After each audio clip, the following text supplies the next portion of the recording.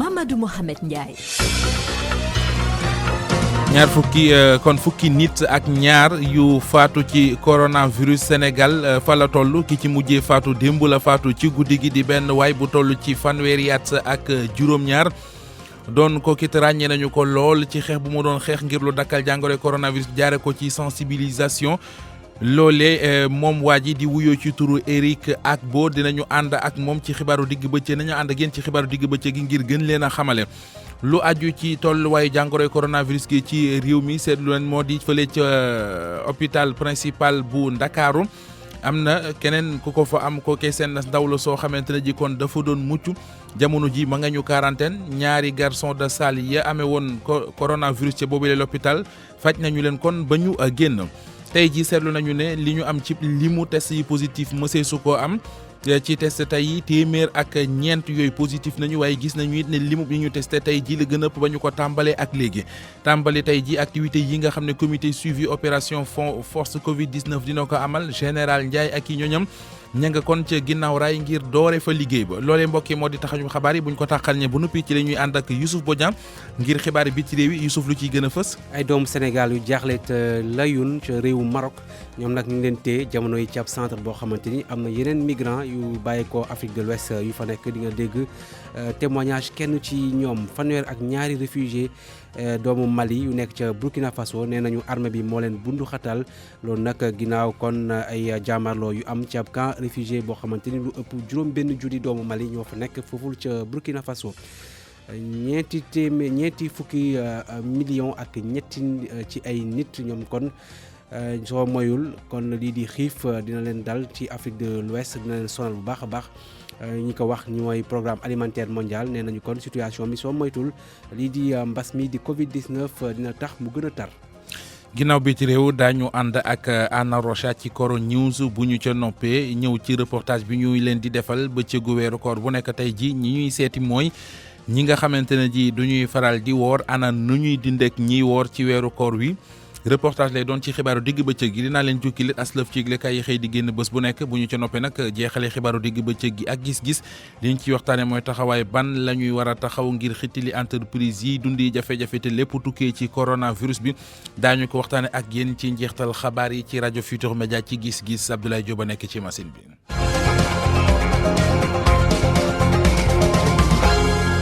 Mamadou Mohamed Ndiaye. ci kàddu gi mbokk nuyu leen rafetlu ànd bi ak rajo Futur Média nañu ko junjee woon ci bopp bi rek la ñuy duggee ak yéen ci yaatal gi doore xibaaru digg bëccëg geek fukk ak ñaareelu doomu aadama bi faatu fii ci Sénégal ndax coronavirus bi benn waay la bu toll ci fanweeri at ak juróom-ñaar dëkkoon ca Rëbës doonoon ko kit ràññee woon nañu ko ci moytu jàngoro ji dem sax ba di ko moytu looy nit dëkkee woon sensibilisation Eric Agbo la doon wuyoo dëkkoon ca quartier Rëbës Cheikh Tidiane Diagne di ñu defal nataalam. gannaaw ba xibaar gi lee rote ñu daal di doxantu ca fi nga xamante ne foofu la Eric Agbo daal di dëkk waaye ba ñu fa demee la ñu fa gis moo di tekkite kaaral njabootu Eric Agbo ñoom ñëpp dañ leen mettre en quarantaine gannaaw ba ñu gisee ni seen doom dafa amee gile jàngoro ay dëkkandoom gannaaw ba ñu ñëwee bëgg a seq ak ñoom waxtaan ñoom ñëpp dañoo daal di waaf moo ni de Eric di doomu Rëbës bokkoon na si nga xamante ni ràññeekoo nañu loolu si conscientiser population bi ci jàngoro gi di coronavirus ndax moom ma nga doon xamal ay dëkkandoom ak itam ñi nga xamante ni ñoo di ay jegeñaaleem ngir ñu def seen kéem kattan fexe nu ñu wattoo gi la jàngoro di coronavirus moom nag ab webmaster la maanaam ci jumtukaay xarala yi ci la doon yëngu moom di Eric Agbo ci taxawaay poids weesu na 100 kilogrammes te sax da doon naqar loolu yenn ci ay Sénégal yi nga xamante ni jàppewuñu ni feebar bi di coronavirus lu am la ci xibaar yi nga xamante ni taataan nañ ko ñu ñuy xamal ni Eric Agbo da doon liggéey ci benn laboratoire d'analyse médicale gannaaw bañ ko testé ni moom dafa amee gi la jàngoro njabootam ñoom ñëpp dañ leen daal di ber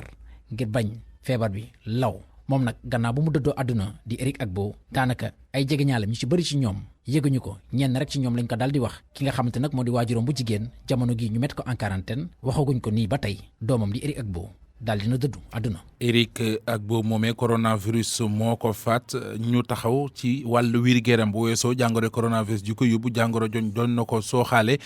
ba tax sax mu yombal kon maanaam mu jafeel xeex bi diggam ak joojule jàngoro Awa Mbaye ndaw ñi ñoom itam mën nañoo ñàkk seen bakkan ci mbas mi di Covid-19 bu dee sax lu ci gën a bari da naan mag ñi ñoom la jàngoro ji di gën a sonal ba sax di leen faat tey nag fukkeeli nit beek ñaar ci Sénégal bi ñàkk bakkanam di kenn ku góor ku am fanweeri at ak juróom-ñaar nekkoon ci service réanimation ci hôpital principal bu Ndakaaru lu ëpp ayu bës a ngi nii moom nag situation li tax mu jëm ci graaw ba dem ci tolluwaay boobu mooy dafa amoon suuf yeneen jàngoroy chronique yoo xamante ne moom la doon woyaale bu dee sax ab ndaw la toll ci diggu dooleem amoon na diabète am tension amoon tamit asthme yokk ci ne tamit dafa amoon yaram loolee lépp nag bu ko boolee moo ko yóbbu kon ca réanimation ndax jàngoro ja dam na ba nekkatul feebar bu simple ki mujjee faatu nag di wan beneen situation boo xamante ne nit ñi war nañ cee bàyyi xel rawatina ndaw ñi ndax lii wane ne ñoom itam mën nañ cee ñàkk seen bakkan kon ñu war a gën a mën a farlu nag ci lépp loo xamante ne moo jëm ci fagaru bi te kër docteur digle ko ndax bu ñu sukkandikoo ci xayma docteur Abdoulaye Bousso ci samedi ji weesu nee na ndaw ñi am diggante ñaar fukki at ak juróom jàpp ñeent fukki at ak juróom ñoom ñoo gën a bari ci lim bi jëm ci ñi amee jàngoroy coronavirus fii ci Sénégal. beneenub lim tukkee ci waa ministère de la santé tey ji lañu ko siiwal jëm ci ñi ñu testeek la ca am ne doomi jàngoro bokk na ci junni ak téeméer ak juróom-ñett fukk ak ñaari test yooyu def nañu ko muy gulet ñuy am lim bu ñu toll waaye it gulet ñuy am limub cas yu positif tey bu tey ñi ngi toll ci téeméer ak ñeent téeméeri cas contact ak ñeenti cas communautaire leeral li docteur Marie Khemesse Ngom Ndiaye mooy directrice générale de la santé ñu déglu ko ci bilan bés bi. ci àllarba tey bi ci junni ak téeméer ak juróom-ñett fukk ak ñaar test yi nga xamante ne def nañ ko téeméer ak ñeent dellu si nañ ànd ak doomu jàngoro ji ci yooyu téeméeri contact am nañ ko mooy yi nga xamante ne ñu ngi koy saytu te di ko topp si suñu bërëbu liggéeyukaay yi ñeent ci ñoom moom la ñuy wax cas communautaire ñu ngi ci diiwaan yi Pikine am na benn Tali am na benn Sédhiou am na benn Vélingara itam am na benn ci malade yi nga xamante ne ñu ngi tëdd hôpital feebar ñaar fukk ak ñett ci ñoom bi ñu leen saytoo gisatuñu ci ñoom doomu jàngoro ji wër nañu am nañu nag juróom benn cas grave yi nga xamante ne ñu ngi ci service réanimation yi hôpital Fann ak hôpital principal ñi nga xamante ne ñoo tëdd ci malade seen wér-gu-yaram ñu ngi am tan comme niñ leen ko waxee démb ñu ngi am nakar di leen wax ne Sénégal amaat na beneenu nit bu génn àddina mooy tax mu toll léegi ci fukk ak ñaar kooku nag waxambaane bu am fanweeri at la ak juróom-ñaar ñu ngi jaalee waa këram te di ñaan yàlla xare ko àjjana ci bésu tey bii dalee ko ba mbas mi ñuy wax Covid-19 ñëwee ci Sénégal ba léegi ñu ngi toll ci junni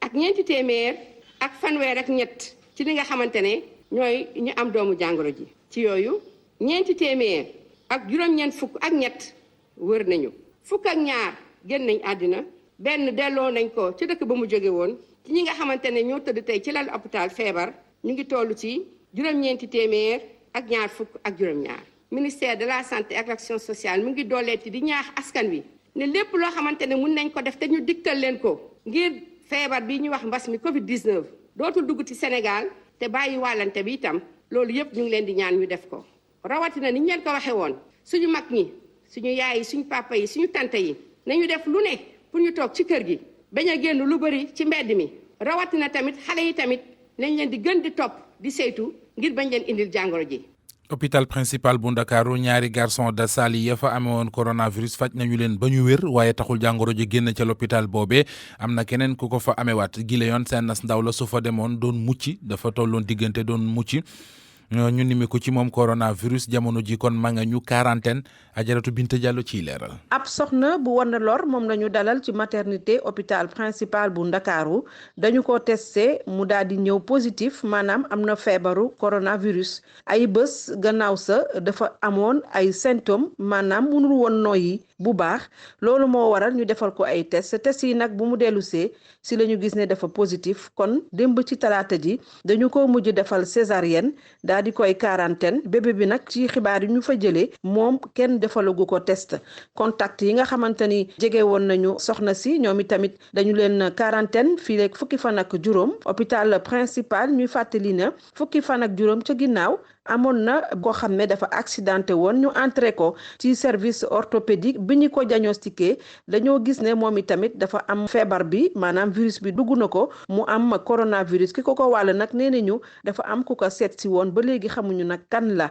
moom nag ca saasa la wàll ñaari garçon de salle ñoom ñëpp boobu ba léegi ñi ngi leen doon faj ci benn barab foofu ca hôpital ba waaye démb defal nañ leen test yi nag ñëw na négatif maanaam doomu jàngoro bi nekkatul ci seen yaram waaye dinañ toogaat ñaari fan ñu xoolaat seen yaram ba xam bu fekkee test yi dellu siwaat na négatif dinañ jàpp ne wér nañu ñu mën a génn lopitaan ñi nga xam ne fa lañ doon liggéeyee service orthopédie te jotoon a jege ki nga xam ne moo leen wàll ñoom tam boobu ba léegi ñi ngi woon ci quarantaine ñoom tamit testé nañ leen seen test yëpp wane ne dafa négatif doomu jàngoro bi nekkul ci seen yaram gannaaw fukki fan ak juróom kon tey jii ñoom ñëpp daal nañu delluwaat ci seen i liggéey principal nag bu hôpital principal bu Ndakaaru daal dinay gën a yokk mesure yi nga xamante ni bëggutuñu ni feebar bi law ci biir hôpital ba moo tax wisit yi dañ koo dakkalandi ba jëmmi jamono personnel bi ak ki nga xam ne dafa feebar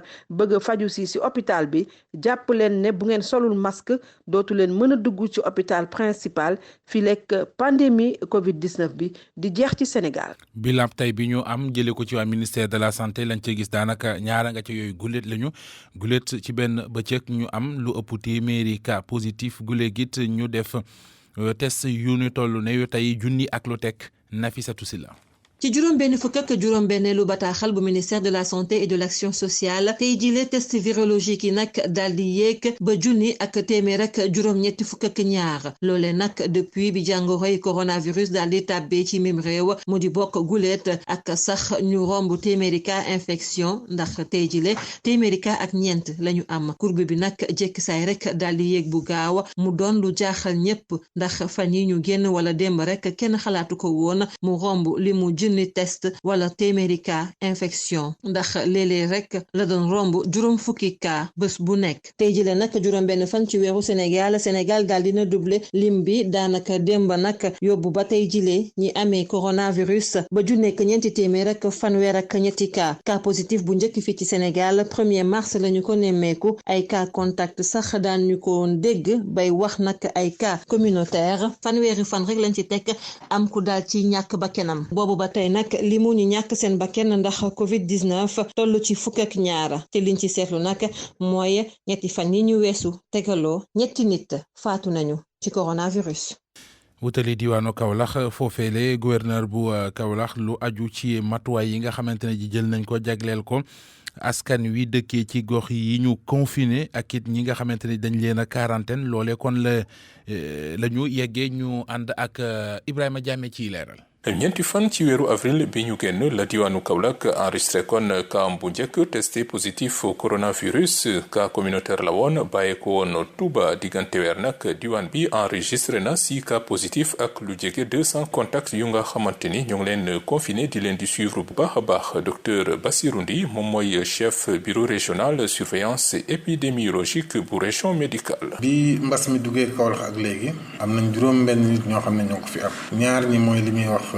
cas communautaire mooy ñoo xam ne xamuñ ñu leen wàll ñoo ñu njëkk a am ñi ci des mooy ñi nga xam ne bi mbas mi feeñee dañ leen a jël dugal leen ci ay hôtel pour di leen saytu di leen nemmeeku du set di xool ndax amuñu ko ñooñu biñ njëkkee jël li ñuy jël ci ñoom dem yóbbu ko ci laboratoire bi am na ci ñeent ñoo xam ne am nañ ko muy donc juróom benn bi mbas mi commencé ak léegi am nañ tamit ci ñooñu nekk ci hôtel lu tollu téeméer ak juróom-ñeent fukk ak ñaar yoo xam ne ñu ngi leen di topp bis bu set dinañ dem seet leen ci biir hôtel yi xool ndax maanaam dara nekkul ci seen wér-gu-yaram. tey jii nag stratégie bu bees la région médicale taxawal ngir gën a dugg ci dëkk bi dem wuti ji ñi nga xamante ne am nañ feebar bi te xëy na kenn gisu leen. moo tax dañuy def li ñuy wax recherche active maanaam dem jóg wëri leen li ñu leen di wër mooy dañuy def ay équipe dem ci bërëbu fajukaay yëpp ci région bi dem tamit fi nga xam ne mooy ci officine privée yi pharmacie yi dem ci ñuy fajkatu cosaan yi bu ñu demee xool bu dee ci par exemple bërëbu fajukaay yi xool registre yi carnet yi ku fa jaar amoon xeetu grippe ñu dem saytu ko xool nan la mujjee bu fekkee wér na baax na bu fekkee tanawut ñu defal ko prélèvement. la prise en charge wéyu feebar yi nag nii la tëddee ñaari cas communautaire yu njëkk yi yóbbu nañ leen Ndakaaru seen ñeenti contact yi nga xam ne dañ leen testé woon positif ñu ngi fii ci centre de traitement des épidémies bu hôpital régional bu Kaolack ak ñu leen fiy faje centre bi itam dalal na yeneen woy feebaru coronavirus yu bàyyeekoo ci diwaanu Sédhiou ñu ngi toll ci fukk ak juróom-ñett. Ibrahima Diame Kaolack rajo Futurs Médias. Ibrahima Diame ci cas communautaire yi ñuy am tey am na ca boo xam ne Wélingara la jógee mu dem fekkee ñeent fukki cas ak yu teg ya fa amoon loole nag tax na kilifa yu dëkk ba rawatina préfet bi jël ay dogal ngir daal lu moytu lu lawal jàngoro ji ca dogale bokk na ci tere kuy tukki diggante gox ak gox ci yile jamono.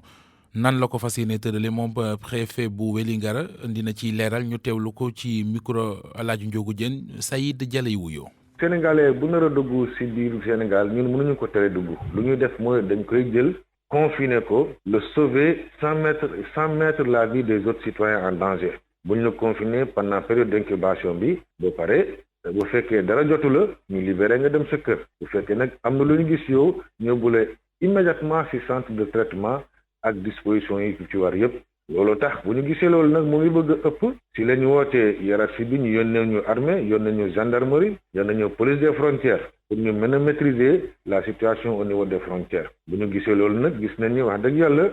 maîtriser nañ foofu léegi c'est à l'intérieur du département la ñu war a jël ay mesures loolu tax si biir département bi ñu jël ay mesures pour diggante communes yi ñu tere ñu fay ñuy déplacer diggante communes yi mën nga déplacer sa biir commune waaye mën a jógee benn commune dem si beneen commune bu dul nga am autorisation autorité administrative bi loolu tax ñu maîtriser la situation en créant un arrêté en prenant un arrêté pour ñu bañ diggante communes yi ñun ñi di demalante di defalante loolu moo fi nekk comme mesure. diwaanu Kees moom am na fay ndaw yoo xam ne dañ leen a dajale ngir ñuy dugg ci quartier yi di ñaax askan wi di leen yee ci solos ñuy mën di takk seeni masque boole ci kit di wàccoog li ñuy santaane ngir moytu lu lawal coronavirus bi loole li tax bokk na ci cas asymptomatique yi nga xam ne ak it cas communautaire yeeg ni ñuy bare fële ci diwaanu Kees loole tax na préfet bi di sàkku ci askan wa ñu gën a dolli fàggu gekk fagaru gi Cheikh Anta Diop ciy leeral. quartier yu bëri fii ci diwaanu Thiès ñi ngi wéy nag di ñaax askan wi lu jëm ci wàllu jàngoro ji waaye nag fàttewuñu benn yoon di ñaax askan wi ñuy raxasu ndox ak saabu ñu dem ci quartier bu bari nit di ngent fii de ay ndaw ñoom ñoo volontaire ànd ak jigéen ñi ak chef de quartier bi defar ay bërigo duy ci ndox ba mu fees ak saabu mbedd mu nañu teg ko fa di wax na képp ku jaar ci mbedd mi mën a raxasu ndox ak saabu Kunta Kinte moom moo yor kaddu ñi yeewoo fii ci quartier Ngent. jàngoro bi xam nga lëmbe na àdduna lëmbe na askan wi moo tax tey ñu daal di jóg ak suñuy mesure de prévention aar suñu waa koñ daal di def ay bidon hydroalcoolique ci yenn point yi nga xamante ni moom lañ gën a fréquenté fii nii ci Ngent ci rond point Ngent ku ci ñëw mën a raxasu wala soit takk sa masque ñu jéem a respecté mesures yi. loolee tax nag ñu ànd ci nag ak ñi nga xamante ni seen xam-xam màcc na lu jëm ci wàllu wér-gu-yaram defar ay jumtukaay yoo xamante ni ñëpp daañu xam jàngoro ji te képp koo xamante ni gis nañ ci yow mandarga yi ñu mën a woo waa kër docteur Mouhamadou Abdoulaye Sarr moom moo jiite kuréel gii di ànd defar Ngent. ak les graphistes yi nga xam ne ñoom ñoo defar mur bi ñu joxe ay message de sensibilisation ñu monté benn vidéo de sensibilisation de 45 minutes boo xam ne dañ ci wax en français pour wax suñu population naka la ñu mën a moytoo feebar bi. àgg na ci askan wi parce que option bi ñu jël moom mooy l' option de proximité parce que dañ ni Ngent nañ fexe ba sensibilisation jàll tas biir Ngent. daanaka lu nu mel nag ñu bëri nga koy toppandoo fii ci diwaanu Thiès boo demee ci quartier mel ne Aiglon Diamaguène ba jàpp 10e ñoom ñëpp it ñu ngi génn ci mbedd mi di def ay bërigoy ndox teg ci saabu di ñaax askan wi ñu ciy mën di raxasu. RFM Thiès Cheikh Anta Diop. lu jëm ci prise en charge ñi nga xam ne dañoo amee feebaru coronavirus réseau gi ministère de la santé et action sociale mi ngi seet du ma ko gën a yaatale gën a dolli taxawu ki bokk na ci matuwaay yooyee yeneen juróomi téeméeri laal yoo xamante ne ji kon am na ko ñu fas yéene ko séddale ci ñetti barab yoo xam ne dañu fay dalal ñu corona Malal Diagne Junior. gannaaw ba mu nimmikoo ni jàngoro ji di Covid-19 mi ngi law ci Sénégal ministère bi ñu dénk wàllu wér-gu-yaram gi jot naa kon am doxalin gu yees gu mu samp loolee ñu ngi ko duppee ci seen kàllaama ñoom prise en charge extra hospitalière doxalin boobee docteur bi di Ousmane Gueye directeur service national bu éducation ak information pour la santé moo ñuy indil yi xabaar ci naka lay demee. xam nga lu waral loolu mooy maanaam hôpital tey jii buñ fa war a dugal ñëpp dinañ dem ba dootuñu am place bu ne jël ñëpp en charge te ñëpp tolluwuñu ci feebar boo xoolee dafa am ñoo xam ne dañu am doomu jàngoro bi te doomu jàngoro bi commencé na leen sonal mu indi ay yeneen mandarga seen yaram ñooñu ñu ngi hôpital mais ñoo xam ne am nañ doomu jàngoro bi te amuñu benn mandarga seen yaram ñooñu duñ leen dugal hôpital ci bërëb yóbbu leen ñuy yóbbu mooy hangar Ferlin bi mooy site Guéréo bi moom mooy base militaire bi nekk ci Thiès aussi ñooñu yëpp fa lañ leen di yóbbu mais du utee trop ak ni ñuy jëlee en charge hôpital parce que ñii ñoom feebarul am nañ doomu jàngoro waaye feebaruñ ñooñu dañ leen di surveillance la ñuy def su ne dinañ jël seen température jël seen pouls ak tension laaj leen lan la ñuy yëg seen yaram ak yooyu. kilifa yi teg ca ni daanu gën a ñoŋol la toppatoo bi ak càmmin gi foofa ba nit ña fay ne seen lim war a toll ci 700 doon lu mucc ayib ci wàllub nekk ci wàllub lekk akub naan ngir paj mi gën a mën a ñoŋ te baax ci ñëpp. xibaar bu jib bu ñu jëm ci ne Auchan ba ca Castor dafa am kenn ku fay liggéeyee koo xam ne dafa am coronavirus loole nag ba ñu ko yëgee ñenn ci ñi nga xamante ne ñooy client yi doon faral di dem foofe lu aju ci mbir moomee daal am nañu ci mbetteel te it la mu leen jural sax moo di nee nañu déplacement yi la ñuy wàññi li ñuy def mooy toog seen kër di jënd ci ligne maanaam achat en ligne woote wax li nga bëgg ñu daal la koy indil noonu daal la ñu fas yéenee doxale ngir wàññi dem beeg dikk bi reportage Salimata Aw. cas bi de man bi ma ko yëgee ba tey dematuma Auchan. Je me suis inquiétée parce que ici tout le monde part à Auchan Castor. ñoom ñooñee ñëpp dañoo tàmm di dem di dugg ci grande surface yi ba ñu déggee ni nag kaawu coronavirus am na ci Auchan Castor muy lu leen bett tiital leen tamit. Hier, quand j'ai appris que il y avait corona. Vraiment bi ma yëgee ni corona am na fële ci Auchan Castor bi dama tiit parce que dama ni sama quartier bi itam mën na ko am ndaxte soriantoo wuñu léegi nag dem ci supermarché ci boppam sax moo wóoratu ndax doo xam koy taseel tiit naa lool ba pare li ma ci gën a jaaxal moom mooy corona doo xam nan la mel xamoo ndax da ngay taseeg moom doy na waar daal. Ça vient, on sait pas, ça vient. lu ni mel la Bintu xamle mu ni xaaru ko woon benn yoon. Vraiment daf ñu tiital parce que ñun depuis ñu dégg corona bi ba tey surtout man Auchan rek laa dem faral di def sama course yi donc depuis ma dégg ko nag jaaxle naa torop parce que xamatuñu sax nan la ñu war a def. toog jënd ci internet bi loolee la ñu mujj ni moom la ñuy def ngir maytandiku déplacement yi ba dara di leen ci fekk. dematuma Auchan de vente en ligne daal laay jënd lu ma soxla ma dugg ci internet bi xool su ma ko gisee ñu jaay ma indil ma sama kër livré ma fay livraison ki may livré bu ñëwee sol gant ma sol sama gant mu takk masque kenn ku ne nag désinfecté say loxo ba pare ñu door a échanger. mooy xanaa toog suñu kër comme gis nañ ci réseaux sociaux yi léegi ñiy def ay vente en ligne xanaa ñu kii ko si ñoom di jënd en ligne ñu ñuy livrer si suñu biir kër. ñoom ñett ñooñee ñu waxal ñëpp di ñu xamal ni autorité yi nañu gën a dëgëral daani rawatina nag ci béréb yooyu le ñuy respecté sorianto gi nga ngir maytandiku itam situation yu ni mel. SADEF dip syndicat gu jabootey jàngalekat syndicat autonome pour le développement de l'éducation et de la formation ñoom ànduñu ci école bi ñu bëgg a tijjil ndongo yi def examen ñaari fan ci weeru juin ci seen gis-gis bu ñu ko defee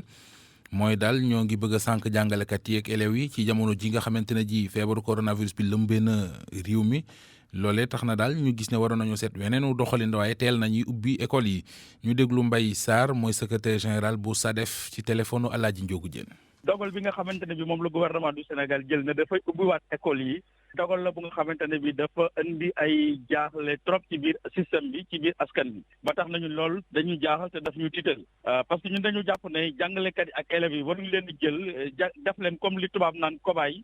sànni leen devant le virus loolu également dafa nekk lu xaw doy waar parce que bu ñu jàppee ne président de la république ci moom ci boppam dafa bañoon virus bi propagé wu ci biir Sénégal mu jël dogal tëj école tëj université yi tëj mosquée yi interdire le transport urbain ba tax moom ci boppam sax mu jël changer le format habituel des conseils des ministres mu confiner le gouvernement ministre bu nekk di toog sa bureau bu ñu war a def conseil des ministres parce que bëggul contact bi am parce que day ragal virus bi propagé wu loolu lépp donc li président de la République jël ko ñu gis ne tey jii pandémie bi dafay yokku cas yi di gën a augmenté wu ba ñuy gis ne dañuy noter ay décès saa yi la ñu bëgg a ubbi école yi dama jàpp ne loolu dañuy jël enseignants yi ak jàngalekat yi jañax leen ñu rencontrer virus bi te su karogee mën na jur musiba mu garaaw ci réew mi. mais fii ak boobu fekkee ne jël nañ matuwaay yëpp ci wàllum wér-gu-yaram ak tamit ni ñuy doxale mbir yi ci l'école bi ndax yaakaaroon ne bu boobaa dellu ci école yi lu mën a nekk la. ñun dañu jàpp ne nguur gi boobaak léegi mu ngi jéem kéemtalaay kattanam te teewul virus baa ngi continuer kaa yaa ngi augmenté pandémie baa ngi gën a law dama jàpp ne la seule condition bi tax aujourd'hui école bi mën a ubbi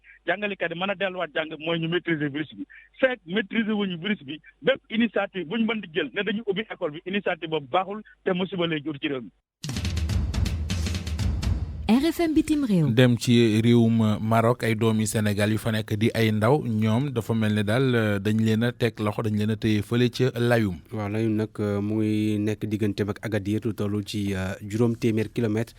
nee nañ ñu ngi fa nekkandoo ak lu toll ci juróom-ñaari fukk ak ñaari migrants yu bàyyeekoo kon Afrique sow jant nee nañu conditions yi foofu métti na trop suñu sukkandikoo ci kenn ci ñoom. lii la dénk Awa Mbaye. gannaaw bu ñu jàppee suñu kër yi daal indi ñu fii ci benn école tëj ñu fii boobu ba léegi daal mënatuñu génne wax dëgg yàlla boobu ba léegi mënatuñu génne consulat bi nekk fii woo nañ ko ñëw na ba fii mais ba tey gisuñu dara loo xamante ni war nañ fi mën a génne wax dëgg yàlla gannaaw nag bu ñu fi defee nag lu mat ay 25 jours nag lu kii ni ci barki démb rek am na ay jigéen ñu fi doon xeex.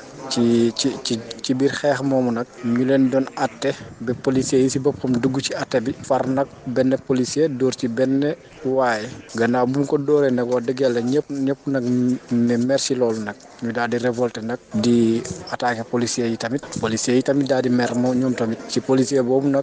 xamante ni ñu ngi ko doon attaqué di ko yuuxu ñemewuñu ko dóor sax mais ñu ngi ko doon yuuxu noonu rek lu tax nga dóor suñu waay noonu la génnee rek daw génn daal di jël ab kii am ab fetelam ci xam naa ne ay bal plastique na la ci def mais bu mu fi ñëwee nag wax dëgg yàlla gaañ na fi ay nit waaw door na fi lu mat 5 personnes gaañu na fi gaañu métti wax dëgg yàlla waaw 4 personnes yi moom ñoom ñu ngi woon hôpital boobu ba léegi ñu ngi woon hôpital xamuñ ci lan lañ tëdd ñoom woo nañ consul nag pour mu ñëw fii nii gis ñu mais ba tey consul bi mënul ñëw saa bu ñu ko waxee rek dara rek mu ne waa ñu ngee ñëw maa dinaa fu ñëw dinaa woote ni ngam sanga mais ba tey wax dëgg yàlla defu ci dara moom consul bi waaw fu mu nekk nii wax dëgg yàlla ñu sonn nañ trop di ndaw sénégalais bu nekk foofu ca Layun ñu tëj ko foofule ca réewu Maroc ay daw lakku di ay doomu Mali nekk ca Burkina Faso ñoom kon amay jafe-jafe seen diggante ak ay takk der yu nekk foofu ca réew ma nee na ñoom ratissage lañ doon def kon ci camp réfugié bi nga xamante ni ci bët gànnaaru Burkina Faso la nekk armée bi nag doon seet ay nit ginnaaw bu ñu faatee kenn ci ñoom di ab gendarme gaañ ñett ginnaaw attaque boobu kon ci lañ dem dugg ci camp bi waaye bu ñu duggee gouvernement bi nee na am na ay réfugié yu jóg doon kon bañ ñoom ñu def seen liggéey ci camp boobule moo tax it kon ñu daal di leen bundu xatal gouvernement Burkina Faso wax ni am na li mu rëccu ci li xew waaye dina ubbi enquête ngir xool kon yëf yi nan la demee camp boobu tudd kon Mentao ci bët gànnaaru Burkina Faso lu ëpp juróom benn junni ak juróom téeméer réfugié malien ñoo fa nekk fanweer ak ñaari kon ñoo amee gaañu suñu sukkandikoo ci HCR. Afrique de l'Ouest xiif ngi leen di yott. loolu nag ñi di programme alimentaire mondial ñoo ko wax nee nañu lu ëpp fukk ak ñetti millions ci ay nit soo moyul kon fii ak juróom benn weer dina métti trop ci ñoom ci wàllum dund ñoom kan waa PAM wax ni mbir mi kon li koy gën a méttil mooy coronavirus bi nga xamante ni moo lëmbee aduna bi ñu ànd ci ak leexal Amadou Sabax Ba. kuréel gii di programme alimentaire mondial di xam ne lii di xiif dafa lu bëri fii ci Afrique rawatina ci Afrique soo jant li ko waral bokk na ci li nga xam ne mooy guerre yi waaye tamit li nga xam ne ay fitna yu jóge ci terroriste yi ak mbas mi di coronavirus PAM mi ngay wéy rek di xam ne mbir mi dina gën a tar ci Afrique soo jant bu ñu sukkandikoo ci ki nga xam ne moo yor kàddu organisation non gouvernementale bi coronavirus bi dina gën a méttil mbir mi boole ko guerre dëkk ak dëkk waaye tamit askan wi nga xam ne dañuy wéy rek di déplacé wu ak changement climatique yi nga xam ne sax yokk na lii di xiif waaye tamit dundin wu jaarul yoon maanaam malnutrition ci Afrique soo jant benn conférence de presse virtuelle ca Genève Elisabeth bi di leeral rek ne mbir mi dina gën a dal ñi nga xam ne ñoo nekk ci centre Sahel bi République centrafricaine Nigéria ak Cameroun waaye ci benn rapport boo xam ne defoon na ko ci 31 décembre 2019 bi programme alimentaire mondial ma ngi ci doon fësal léegi lu ëpp ay millions yu doomu aadama yu nekk ci Zimbabwe Sud Soudan République démocratique bu Congo ak région yi nga xam ne ñoo nekk ci Sahel ñoom ñooy gën a soxla li nga xam ne mooy ndimbal jëmale ko ko ci wàllum dund ci weer yi ñu jëm mu ci teg ne dinañ soxla lu tolloo juróomi milliards ci xaalisu dollar ngir rek mën a financer yooyu opération ñor ko séddale lu tolloo juróom ñetti fukki réew ci àdduna bi yëpp. Gambie ñoom it kilifa yi caaxaane wuñu benn yoon coronavirus bi lañ naan test massif maanaam boole mbooloo askan wa yëpp testé leen ca lañ moom tàmbali nañ ko. altine lañ ko tàmbali ca Bakau nag di dëkk bu sorel trop ca Banjul kon di capitale bi Bakau sa fa la stade bu Gambie bi nag stade bu mag bi danañ kon test yi ay test volontaire la maanaam ku mu neex da ngay dem présenté wu ñu def prélèvement ba tax na kon lu ëpp ñetti téeméer nit jot nañ leen testé fi mu toll nii téeméer ak juróom-ñeent 109 ñoo am seen résultat nee nañu dafa négatif lu toll ci ñaar téeméer kon ñu ngi xaaragum seen résultat ngeen mën ko xam suñu sukkandikoo ci ministère de la santé bu Gambie nag officiellement mu ngi am fukki cas ak juróom-ñaar 17 cas confirmé yu coronavirus benn nit moo ci ñàkk bakkanam di xibaar yoo xamante ne kon suñu ndaw mi ñu nekkal ca Banjul di Wuri Diallo moo ñu ko jox. maa ngi lay gërëm bu baax di la sant Youssouf Bodian. di la gërëm. pour man RFM mooy rajo bi gën a jege askan wi. RFM rajo bi jaamu seen soxla. Coro News di ponk bi ñu jagleel tolluwaayu jàngoroy coronavirus bi ci Sénégal ci Afrique ci àdduna bi ñu ànd ci ak Anna Rocha. limu nit ñuy ñàkk seen bakkan ca États-Unis mu ngi gën di yokk ci diiru ko benn fan rek lu tollook 2,000 ak ñetti téeméer ak fanweer ak ñetti nit daal dinañ fa ñàkk seen bakkan loolee waral jamono yi limu nit ñi faatu ndax jàngoro ji di coronavirus foofee ca États-Unis la ëppee naka noonu limu maladie ndax romb nañ 1 million. Russie di ko dalee alarba ji mooy juróomi réew ca Europe boo xamante ne fa la mbas mi gën a law ñeenti fan a ngi nii ñuy daal di enregistré lu ëpp 10,000 ci ay cas waaye nag boo ko méngalee ak limu nit ñi fa faatu ndax jàngoro gi taux de mortalité bi nee nañu taxu ko jéggi dayo noonu boo ko méngalee kon ak réew yu ci mel ni Italie Espagne France mbaa Grande-Bretagne foofee ca Royaume-Uni sax limu nit ñi ñàkk seen bakkan ndax jàngoro ji di coronavirus weesu na léegi 1,000 ca Europe kon foofee ca Angleterre la mbas bi gën a faat terewul nag tey ji ci suba maire bu Londres daal dina annoncé ne ñu ngi waajal ay mesures jëm ci wàllu déconfinement mbeddu Londres dinañ ko yaatal bu ko defee ñu mën a sàmmonte ak benn ci dige yi mooy li ñu wax distanciation sociale mooy bañ jegalante bi tey jii ci suba Allemagne itam war na jël ay mesures de déconfinement yu bees war a ubbiwaat lépp luy magasin ak école foofee loolee nag mu ngi tukkee gannaaw ab accord diggante nguur gi ak yenn ci ay responsable gox-goxaat yi ci accord boobee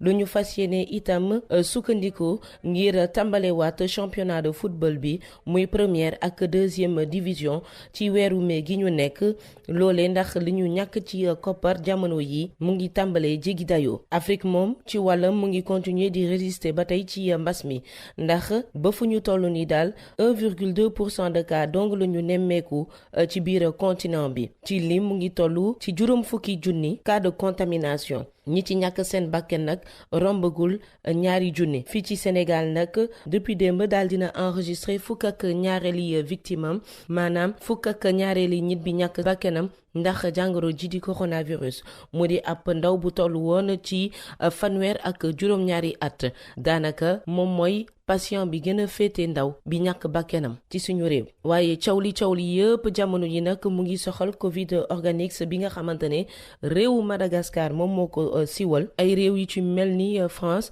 génnee ay bataaxal ngir wax seeni askan ñu bañ a jënd produit yi nga xamante ne dañ ko defaree ak garab bi di Artemisia ci internet terewul nag yeneen réewu Afrique yi ñoom dañoo fas yéene rek jàppale Madagascar lu ci ëpp ci ñoom lu ci mel ni fukk ak juróomi réewu CEDEAO yi nangu nañ def ay test ngir xam luy tukkee ci Covid organique boobee. RFM rajo askan wi. reportage yu bés bi tey jii ci bëccëgu weeru koor xooli ñi nga xamante ne ji du ñuy woor du ñuy faral di woor ana nan la ñuy dundee weer wi nu ñuy dundee ñiy woor Amadou Sabar ba reportage. Il vous manque. Ah oui, vraiment.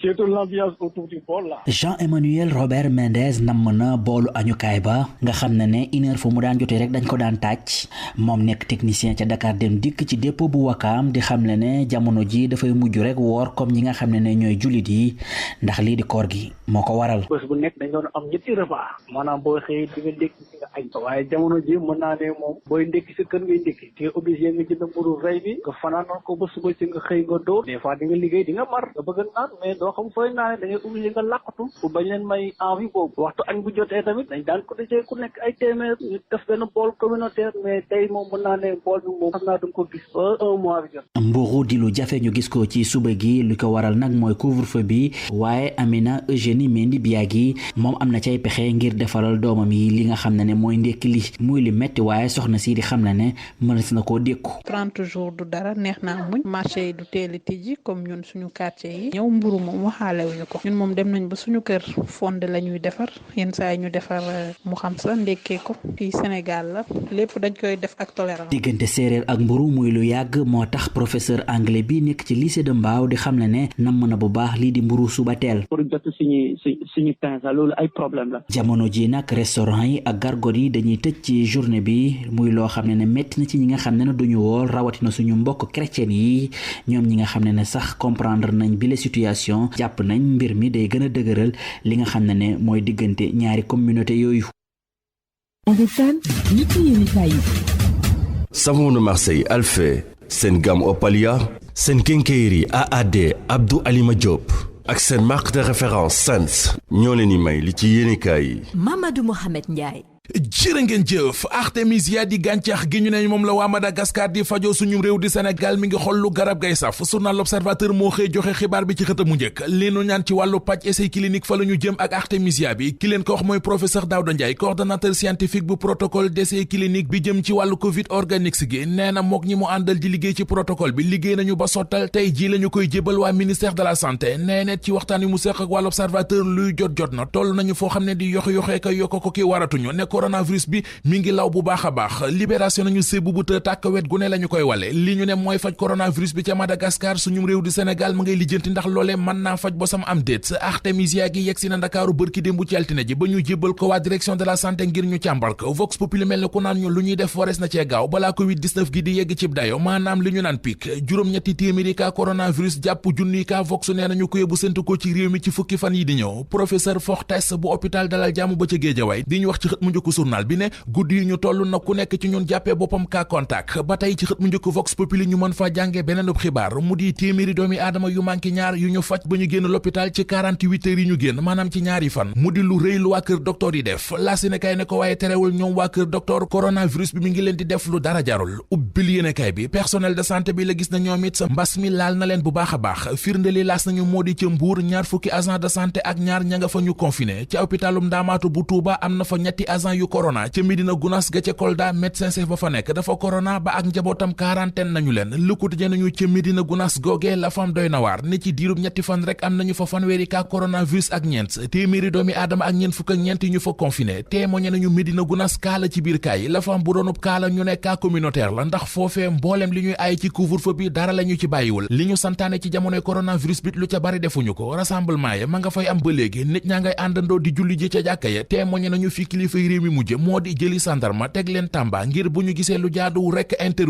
intervention bu Xaadim Bamba Diagne ci l'Observateur ab économiste la di ko xam-xamam màcc jëm ci wàllu koom nee na waa l'Observateur yoon yu ñu jël bu ñu ko wàcculu coronavirus bi dinañu gën aw demee ndax réew mi ngi xelu lu mat sëkk jëm ci musiba maanaam catastrophe entreprise yu ci bari ci gasax la ñu jëm économiste bi di Xaadim Bamba Diagne ne jot nañu génnee réew mi ak waa réew mi ci état d'urgence gi ñu nekkee ki nekk ci xët mu njëkk Soleil national moo di Amadou Ba ministre affaires étrangères lii di la maison du Sénégal à New York di makkaan mu Sénégal am ci réewum Amérique moom lay leeral ci yéene kaay bi ana nan lañ ko amee nee na nit du dox ba gis dara lu lëndëm baa lu lënt ci anam yi ñu amee kër googee Amadou Ba ministre affaires étrangères ne lépp a jaar ci yoon li dul dëgg du yoon mi ngi ci enquête dina kaay yëral xët mu njëkk journal bi APS di agence de presse sénégalaise directeur général ba di Thierno Birahim Fall maa tey gu mat sëkk akuk jaay doole la fa nekkee am nay liggéeykat yu mu dàqee ci APS yu mu tegul fenn am fa ñu mu suspendre ci lu tegeewul fenn ci APS am na fay liggéeykat yoo xam ne toog nañu ñetti weer ci weer wi jotuñu seen salaire salaire donte waa ministère de la communication waxoon nañu ko moom Thierno Birahim Fall directeur général bu APS ne ko ñaar ñi mu dàqee woon ca kër ga ci lu tegul fenn di yaay Fatou Mbaye Diagne ak Fatou Diop Wade na leen delloowaat seen liggéey loolee ko waa ministère santoon Thierno Birahim Fall defu ci dara dafa mel ne ko faalewul ministre de la communication ñoom ñañu dàq nee nañu ne ko ministre bi lijjanti ndax toog nañu ñetti weer ci weer wi jotuñu seenub salaire te ku ne metti wu rek da nga koo dundul rawatina ci jamonoy coronavirus bi ak ci jamonoy weeru koor bi directeur général bu APS di Thierno Birahim Fall ak la mu def ca kër ga yamul foofee ne bu weesoo ñaari jigéen yi mu dàqoon am nay agent APS yu mu suspendre seen salaire mu di benn waay bu mu affecté woon ci Louga ak journaliste bii di Bamba Kassé mi jiite Synpics bu APS moom it Thierno Birahim Fall da ko suspendre woon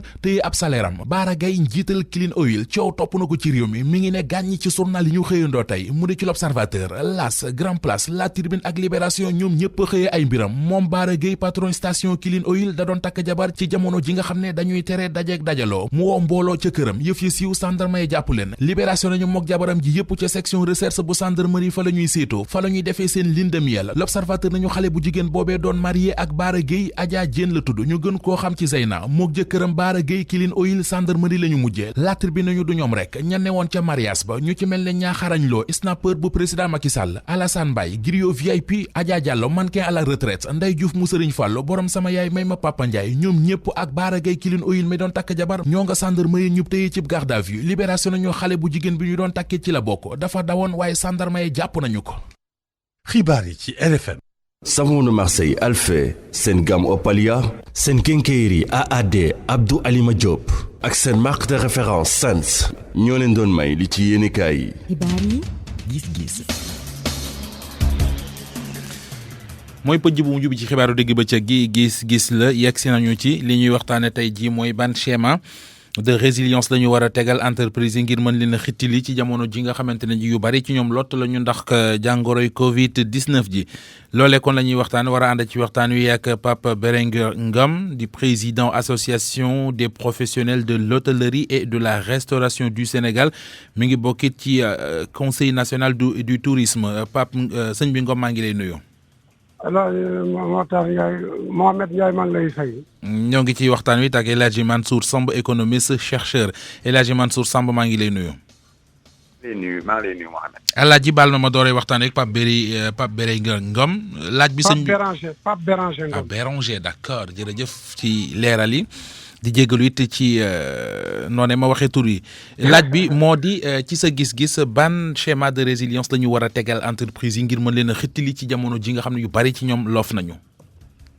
d'abord Mohamed Ndiaye man d'abord man nekkuma patron entreprise man acteur la man damay liggéey ci liggéeykat yi laa bokk. waaye tey sama xalaat boo ma laaj mooy. nan laa gisee mbir mi man ni ma gisee mbir mi mooy. non laaj bi moo di par exemple entreprise yu bëri lott nañu bu ñu leen sauvé wul liggéeykat yu mel ne yow dana xaw a metti ci ñoom ana lan ngeen di xaar ci ne schéma de résilience pour entreprise yi mën a jógaat ba liggéeykat yi aussi mën a nekkaat seen affaire loolu mooy laaj bi. waaw xam nga tey boo nee entreprise yi dañuy lott c'est-à-dire entreprise du monde bi yëpp la tey dañ ne feebar bi nga xam ne mbas mi dugg tey ci biir réew mi moo tax entreprise yi tëj du coobare état du coobare entreprise yi du coobare liggéeykat bi. maintenant li entreprise yi def état bi mu leen ne tëj leen ndax dem beeg dikk bi daggal naa ko l'état a mis en place un mécanisme boo xam ne daf leen di permettre tey ñu mën a am xaalis pour mën a dem àbb ci xaalis boobu mën a tax entreprise yi jëmaat kanam liggéeykat ya fa nekk aussi ñu fay leen seen àq ak seen yelleef. donc man ni ma ko gisee rek mooy état bu leen tëj loo it état mettre na en place mécanisme boo xam ne permettre na leen tey ñu mën a dem lebi ci xaalis boobu muy benn fonds de bonification de 200 milliards bu mu logé ci benn banque bu ñaan la BNDE ak crédit hôtelier du 15 milliards ne leen nag ku ci mën a àbb mën ngaa dem àbb taux yi 3,5% la bu koppar yi bariwul lool mais bu tolloog 20 millions mën naa dem 2%. donc état aussi la mu waroon a def defe naa def na ko ci entreprise yooyu beneen bi ci tegu mooy entreprise yooyu aussi mënuñoo nekk fii di liggéey ay ati at amuñu koppar yoo xam ne denc nañ ko pour mën a survivre pour 3 mois parce que loolu aussi c'est une question à poser. ñetti weeru yàlla rek ngay bëgg a yuuxoo ko jooy nag aussi loolu dafay xaw a doy waar. léegi liggéeykat bi nga doon tolof yi pour nga waxal sa nattangooy liggéeykat tolof yi entreprise di dund ni nga ko junjee sànq c'est une situation mondiale du ci Sénégal rek. non Mohamed Ndiaye situation bi c'est une situation mondiale neexul liggéeykat bi neexul ki nga xam ne moo lay liggéeyloo neexul état ku sañoon tey ñëpp dellu ci seen ay activité di liggéey. mais nag man ci wàll bi ma nekk di ci liggéey muy hôtellerie restauration. bokk na ci secteur yi gën a sonn. waaw moom la gën a songu ndax ku feebar bi. quand même feebar bu jógee bitim réew la dem beeg dëkk bi dañ ko waroon a daggal pour que feebar bi bañ a law ci biir dëkk bi. waaye nag xam nga lan laa ci yokk mooy. pourquoi entreprise yi di jooy mënuñoo supporter 3 mois de salaire. te ñu ne la main d'œuvre bi cherul fii Sénégal ñu ne la aussi état mi nga xamante ne tey moom moo leen wax ne ngeen tëj dem ak dikk bi mettre na en place ay mécanismes yu leen mën a permettre ngeen dem ut xaalis fay beneen bi ci tegu yéen xanaa war ngeen a jënd ci xaalis entreprise kay mënul di liggéey à perte les entreprises yi pendant des années mënuñoo supporter 3 mois de salaire yoo xamante ne mën nañ koo fay employé comment ay jooy loolu kañ bu jooy amee kañ adduna bi yëpp ay jooy maintenant bu fekkee ne nag am na coono bi kañ ne ko ñëpp bokk rek waaye nit kañ doo ñëw rek victimiser wu ne man maa fi nekk affaire baa ngi métti ci man ba liggéeykat bi aussi mi nga xamante ne jël na dooleem yëpp daan ko ci entreprise boobu moom yow yaa ko ëpp sax garantie ndax boo demee tey ci banque mën nañ laa lebal boo bëggee tey ay garantie yoo xamante ne muy immobilier wala beneen garantie am nga ko mais liggéeykat bi moom amu ko. très bien donc jërëjëf nag je pense que ne affaire bi ñun ñëpp ko bokk. ñëpp ko bokk loolu leer na Pape Béranger Ngom c'est ça. waaw loolu la. jërëjëf maa ngi lay gërëm bu baax a baax El Hadji Mansour Samb économiste nga gëstukat nga laaj bi moo di gannaaw su ma jégaloo ci xaar bi laaj bi moo di tey loo gis ne schéma maanaam pexe yooyu mën nañu faa jaar ngir xittili entreprise yi nga xam ne ñu bari ci ñoom ñoo ngi dunduy tolof li ko waral moo di coronavirus bi Covid 19 bi dal seen kaw. waaw boo xamee kii Mohamed semence de résistance bi ak de résilience benn kese la partout dans le monde. c'est le schéma bancaire. muy Europe muy fépp ce sont les banques ñoom ñooy ñëw di racheter les actifs des États ou des entreprises pour mën leen refinancer mais Sénégal aussi on est dans le même schéma mais problème bi am Sénégal mooy entreprises yi boo xoolee dañ ne def nañ BNDE mais BNDE boo jëlee 100 entreprises 75 yi amuñu fa compte donc état def ne dem leen ci banques yi xamante ne am ngeen fa ay compte def naa fa xaalis garanti naa ko ñu defal leen ay prêts. mais boo xoolee situation Sénégal avant Covid 19 situation bancaire Sénégal avant Covid 19 xam nga lan la. mooy Sénégal taux de bancarisation bi matul sax 15%. c'est-à-dire boo jëlee 100 moins de 15% ñoo si am compte bancaire. deuxièmement li si gën a garaaw mooy population bi. waaw deuxièmement li si gën a garaaw mooy. entreprise yi il ne participe qu'à 25% au financement de l'économie. économie bu ñu si dugalee 100 francs banques yi ñu si dugal 25 donc problème bi fi ma si am mooy benn mooy les banques ne financent pas. l'économie pourquoi parce que li ñuy laaj entreprise day xaw a metti sa entreprise maintenant nag boo jëlee banque yooyu nga teg fa xaalis nga ne entreprise dem leen ngeen déposer seen i dossier banques yi étudier seen dossier ak Sénégal nii fi informel bi bëree ñoo xamante ne ñu bëri amuñu ay compte bancaire même entreprise yi xamante ne dañuy am ay compte bancaire dañuy am ils ont du mal bëgg a accéder au crédit ce que le tissu économique local a toujours dénoncé day poser problème instant yi problème bii gën a rëy mooy am na entreprise yu bëri yoo xamante ne instant yi ñu ngi sonn seen dossier bancaire déposé dañ ko banque ba day jël temps pour ñu jox leen seen xaalis am ñoo xam ne dañu leen di rejeter parce que amuñu culture bancarisation au Sénégal dama lay wax beneen phénomène bu gën a doy waar boo demee dëkk ba ñu mel ni en Europe ce sont les banques y a pas de problème parce que là-bas on a des banques nationales on a des banques patriotiques moo tax am souveraineté bancaire dafa am njëriñ boo demee Europe banques yi ay ñëpp France ay français ñoo ko moom faneen ñi ñoo ko moom ñooñu sont des patriotes il laisse les choses ça avance boo demee Maroc gii la banque centrale marocaine ak Attijari ak Banque of Africa banque yi ne Sénégal ñoo nekk Maroc au Maroc le roi dafa leen wax ne egg leen lépp ils ont joué le jeu parce que ce sont des banques marocaines ce sont des patriotes et puis la banque centrale marocaine mooy comme suñu BCEAO ils ont vraiment réduit les taux et tout ça circule carrément y a aucun problème tey dem nañ ne ba gis na marocains yi ñu ngi dimbali européens si ay masques ak ay respiratoires parce que dañu am lu ñuy wax souveraineté bancaire ñun banques yi fi nekk fii ñu yaakaar leen mooy Attijari ak ay Banque of Africa ay marocaines lañu léegi ñooñu ils ne participent pas au financement de l'économie Sénégal xam nañ fii banques yi lii fi am fii crédit bancaire yi dafa cher fii banques yi kese ñoom ñooy gagné les banques ils font du profit il ne faut pas de l'économie defuñu économie mais dañuy def ay profit ay capitalistes lañu pourquoi parce que système bi ni mu doxee la diggante BCEAO ak les banques commerciales banque centrale marocaine ni muy doxee ak banque yi ne Maroc banque centrale marocaine crédit yi mu leen jox day peser ci seen crédit yi ñu jox banques yi comme que day peser ci crédit yi banque commerciale di jox consommateurs yi. ici dafa am rupture entre la BCEAO ak suñu banque commerciale mooy suñu banque commerciale ay crédit ay 13% la ñuy def ay 14% alors que BCEAO mu leen di jaay xaalis ay 2%. Pourquoi? Parce que suñu banque commerciale yi crédit bi ñuy joxe mu ngi dépendre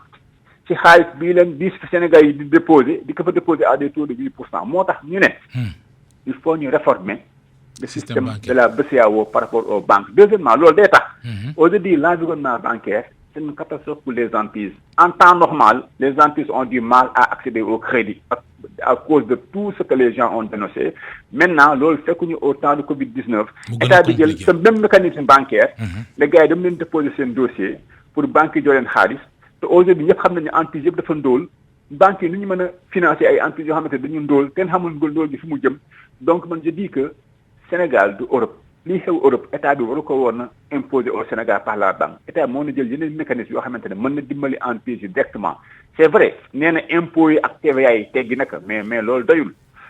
au niveau de l'argent qu'il y a on a un fonds Covid-19 de 1000 milliards comment l'État pouvait prendre 400 milliards xool si benn mécanisme à côté de la banque nu mu mën a dimbalee entreprise loolu la war l'État waroon def mais lii xew Europe boo ko tegee Sénégal il y a beaucoup de Sénégal. Alors que la réalité bancaire marocaine et européenne n'est pas la réalité bancaire sénégalaise. Ici, il n'y a que 25% de banques qui participent à 25% au financement des posés pour le bruit. Moi, je suis là. Film de Kenny, en PIS, nous avons déposé des Atijari, nous avons déposé des SGBS, des BICIS. Ces banques vraiment ne sont pas des banques patriotes. Nous, on le sait. Sénégal, on ne s'est jamais battu pour une souveraineté bancaire. On ne s'est jamais battu pour ça. Aujourd'hui, nous avons des banques, je sais qu'ils vont rejeter beaucoup de demandes. Parce que antes yoo xamante ne mosuñu dem di def ay crédit bancaire nga bëgg xëy na dem leen crédit bancaire day xaw a doy waar parce que banques yi aussi xaalis dafa nekk ñoom moomuñu ko ay nit ñoo ko déposé fekk fa il faut ñu sauvegarder ko jërëjëf c'est ça le grand problème qu'on a aujourd'hui jërëjëf leer na xalaat bi te it xamal nga ñu ci lu bari ci ni muy doxee ñu ngi lay gërëm bu baax a baax El Hadji Mansour Samb doon économiste nga gëstukat doon joxe sa xalaat lu ko jiitu it Pape Béranger Ngom moo ko jiitu woon ci gis-gis mu ne woon ponk mujj bi ci xibaaru digg bëccëg gi gis-gis Mamadou Mohamed Ndiaye fare woon ci kàddu gi amoon mbégte mu yaatu àndoon ci ak yéen Abdoulaye Diop moo ne woon ci machine bi réalisation Alaaji Ndiogu Diène jaa ngeen jëf ci déglu bi ci kanam tuuti da ngeen ànd ak soxna Aminata Ndaw ci yëgle yi ak tàgge yi ci rajo Futur Média mbokk yàlla na jàmm yàgg.